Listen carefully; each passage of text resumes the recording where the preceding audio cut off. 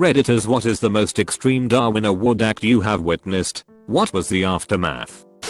Had a client told over and over again that he cannot smoke while using oxygen. Told his doctor, told all of his caseworkers, told all of his family, you will literally burn and die if you keep lighting cigarettes while your cannula is in, you dumbass. Sure enough, he ends up admitted to the ER with severe facial burns and plastic tubing melted deep into what little remained of his skin. He lingered in the ICU for a couple of days and died. Set his own damn face on fire after a dozen warnings. He didn't even have to quit smoking. All he had to do was take the tubing off before he lit up. Darwin Award. This dumbass friend of mine Bill thought he was Superman and could leap over a raging bonfire despite nearly 20 people telling him it's a bad idea. Idiot backed up 3 steps and then tried to jump up and over the 6 feet raging fire. Of course, what we all knew would happen did happen, and Superman landed right in the middle of the fire, knocking it down and spreading hot ashes and burning embers everywhere. He got burned so badly in multiple places that we now refer to him as third degree. Not exactly witness, but expected outcome. Was studying in dorm room in college. Guy I'm friendly with comes in and asks if I want to snort some Vivarin. Correct answer of no given. He proceeds to chop and snort it in front of me. Does not look fun. Then he asks if I want to go swimming in an irrigation ditch, as it is super hot. I'm at a rural college in Central Cap and we are surrounded by orchards. They use irrigation ditches to get water out to the orchards. These can be quite deep, but the thing is they also go under roads and bridges. They tend to have filtration screen, so debris does not get under road/bridge. If you get stuck up against the filter, Elmort. So I of course explained this to my Vivarin snorting friend. He claims to be a sailor and will not have a problem. A few hours later I hear about expected outcome. My father worked at an automotive parts plant.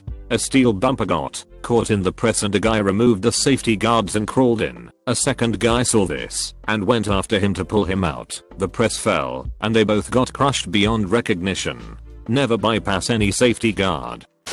Watched a lady slam into a pole and the pole snaps and falls across the hood. The transformer slams the ground and the wires are draped across the car. She jumps out and starts pulling wires off the truck while I'm running and yelling stop. Stop. Don't tell, and she gets electrocuted and thrown on her ass. I've already called 911 by this point and told them the situation. She's completely unresponsive as I'm slapping her face and checking her pulse. I realize she has 2 kids in the truck and now I'm terrified they are going to be electrocuted, so I yell at them to not move. My friend starts CPR. We're ex-lifeguards on the lady and I get to the kids. Not knowing what wires do what, I got them to climb out the back window into the truck bed. At that moment, the mom suddenly wakes up and immediately attacks my friend. We're wrestling this deranged hair-burnt alcohol smelling lady to the ground so she doesn't electrocute herself again when a police officer arrives. He and the EMTs took everything from there as we explained everything. Apparently the woman was drunk as hell at 3 PM and drove her and her kids into a telephone pole after a fight with the dad, who had custody of them. Honestly, I can't believe she was still alive. That shock should have toasted her. On an African safari we drove by a hippo pond. Hippos, in case you don't know, are the biggest killer of humans in Africa. So we are being cautious, respectful, all that jazz. We start driving off. As we go, a truck pulls up and this group of tourists comes charging out, whooping, hooting, and hollering. They're like OMG hippos. Selfie time. They go wading in the water and are generally just being huge dicks. Last thing I saw before we drove away was one of the hippos breaking off from the main group, heading ominously towards them. In the days following, I tried to find reports of hippo attacks on tourists, but couldn't find anything, so maybe nothing happened. Pro tip, though, guys, if you ever see a hippo pond, leave them the fuck alone. They absolutely can kill you. This was a ways back, but some tree huggers were protesting a freight train that was passing through that was carrying a nuclear warhead to someplace. So of course, some asshole decided he could stop the train by sitting on the tracks just after a curve where the train couldn't possibly see him in time. Thinking the train was going to stop like a truck if you were blocking a road.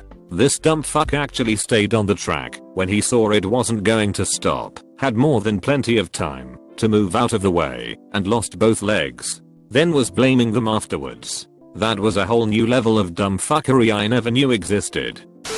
Few weeks ago, a guy from out the road was overtaking a truck on the M18 and tried to make the exit. It's not a full high-speed exit. It's 90 degrees and you really have to slow down for this one, but for whatever reason he was still in the passing lane. So he pulled front of the truck, hit the brakes, and didn't make it. Trucks can't stop on a dime. It plowed into his van, flipping it and sending him and his van about 20 meters up the embankment. It took the services a few hours to pick all the pieces of him off the road. My dad is a safety specialist at a printing company. He had a few good stories, but this one really takes the cake. So, one day at work some dude notices a rattlesnake on company grounds. Some people are called, and a small crowd of other employees gathers to take a look at it from a safe distance. Everything is under control. Then one of the employees gets a great idea. He rushes at the snake and attempts to grab it with his bare hands. This went about as well as you would expect. One that comes to mind in my own life. My buddy and I were walking along these train tracks. All is well, no trains, just having a stroll. So we come to this bridge and we laugh. Remember that scene in Stand By Me where they have to run from the train? Haha, that would never happen. So instead of heeding common sense we begin to cross the bridge. It's not massive. Perhaps 500 meters or so. And we are about halfway when, well, you all know where this was going. A train is coming behind us. Now I looked and noticed that the train was on the opposite set of tracks. So I was convinced that, while we were in pretty serious danger, if we didn't make it, we probably wouldn't die, as long as we didn't get sucked under somehow. Alas, we still ran like hell and my buddy was ahead of me screaming / laughing run dude run. So we booked it as fast as we could. Now remember, we could have actually ran towards the train and got off the bridge much easier lol, but instinct I suppose said run from the oncoming train. So we ran and ran without looking back. He made it off about 2 to 3 seconds before me, and then I made it just in time for the train to whiz past, as I suspected it was on the other tracks, so we were relatively safe, unless the wind / force had sucked us in. However, as I stood there, quite close to the tracks still, within literally 2 seconds of the train coming, another train whizzed past on the tracks we were on. So had we not started running right when we did, or if we fell, one or both of us would have died. Me and my buddy, we decided to go rock climbing. Only problem was we didn't bring our gear, because we have no gear, because we are not rock climbers. So we get about halfway up this 40-foot face and realize we just crossed the line between bravery and stupidity. Can't climb up any higher, can climb back down. Luckily there were people there that were rock climbers who came to rescue us. They said we were idiots, to which we immediately agreed. 2 guys I went to high school with were apparently out on a boat along a river. They decided they wanted to walk across a bridge for freight trains for some insane reason. They dock their boat and climb up to walk on the bridge. Well, sure enough a train comes. I don't know the full details, but from what I understand one jumped off and the other tried running for it, but didn't make it in time and got creamed by the train. Took them 2 days to search for him. One of my first apartments I ever had was a proper slum. The landlord was a born into money spoiled asshole who was so cheap I'd bet he'd straighten bend nails to save a penny. I had a myriad of issues with the apartment, which he would always half-ass fix. There are many stories, but the closest to a Darwin Award I ever saw him get was this. The place was an icebox the first, and only, winter I lived there. When I finally complained, he brought some pose old as hell space heater. This thing lasted about 2 weeks at most and then died. His next solution was, just turn on the oven and leave it open. Me, are you serious? I know I don't pay electric, but that's not a good idea for a lot of reasons. I know, but it'll be short term, so just do it for now. So I did. The short term solution lasted about 2 weeks before the stove blew out. Who would have guessed? I'll let him know, and after about a week of a freezing apartment and microwaved meals he comes to replace the oven. The one that was there plugged in. The new one needs to be wired directly. Should be simple. Replace the outlet. He proceeds to do this without turning off the power to the kitchen.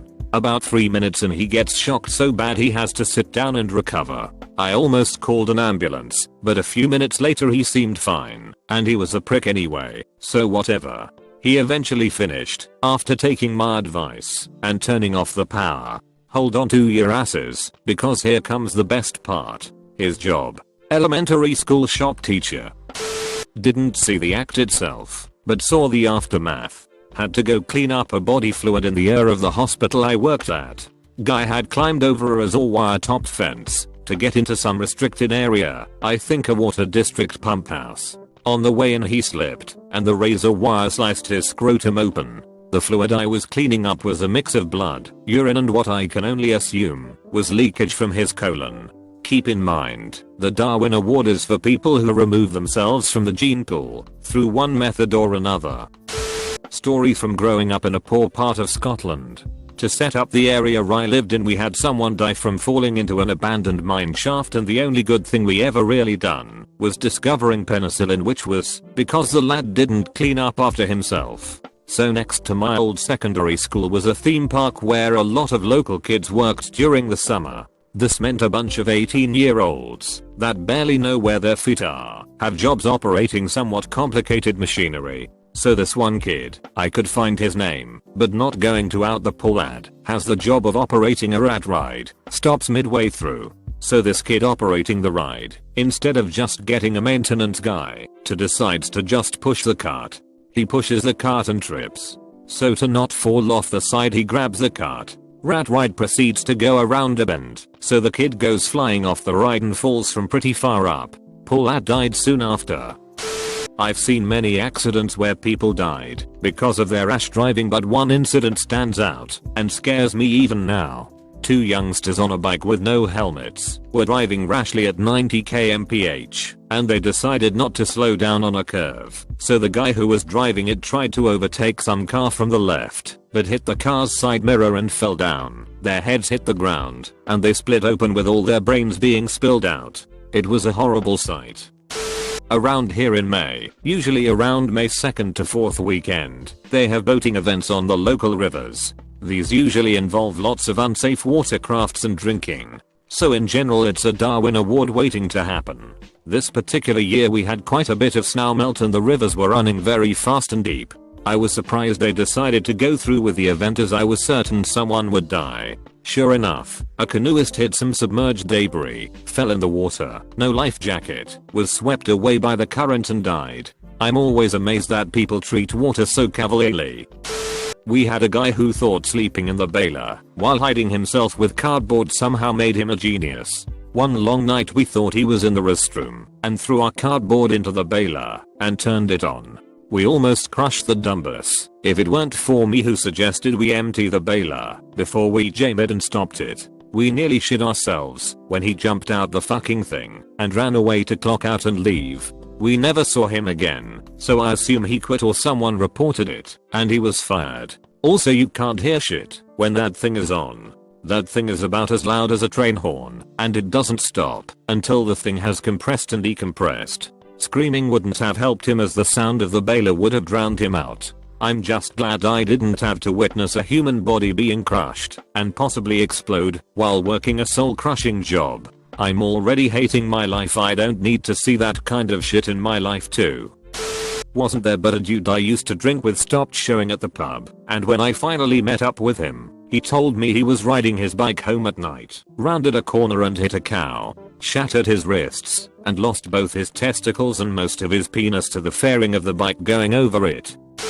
First year of college, spring break, South Padre Island. Numbnuts decides to dive from hotel balcony/window to pool from XXXX floor. Doesn't make it, as the horizontal to clear was at least 15 to 16 feet. The sound of him bouncing into the water is haunting. Numbnuts dies shortly after at hospital. Pool closed for like 2 days. There's a trail I used to walk my dog at.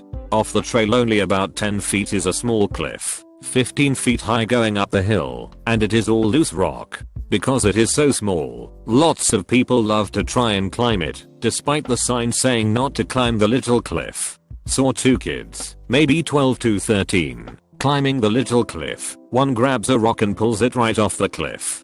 He fell down a good 9 feet, and so did the rock, right onto his face. He was dead before his parents even knew what happened.